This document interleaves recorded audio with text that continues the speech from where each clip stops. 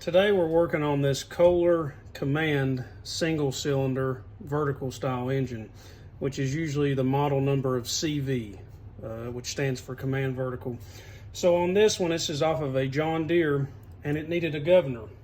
So the governor gear was starting to strip, and somebody had adjusted this at one time, and the governor pin had fell out. So we ended up ordering a new governor and pin for it. And so now I'm going to show you how to get this governor set and adjusted properly so that you don't have any problems.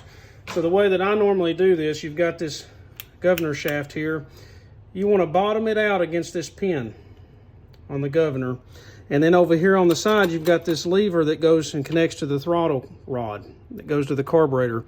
So what you want to do while you're holding this rod down, just determine which way is wide open throttle. So in this case, it's going to be back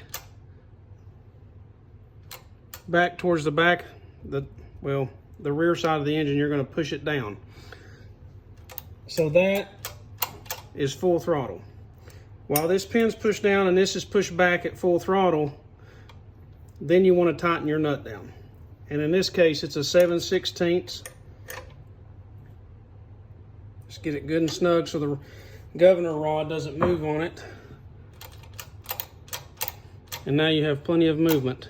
Because as this engine runs, the centrifugal force of this is going to want to push this pin out, which in turns should slow the engine speed down. So always remember, the governor wants to slow the engine down, the spring wants to pull it wide open. When you have the happy medium and you set the two, that's how you find your top no load speed. So I hope this helps somebody. This is how I do it. Works for me. Maybe you have a little bit of different way of doing it, but I just wanted to get on here and show you how easy this is to do.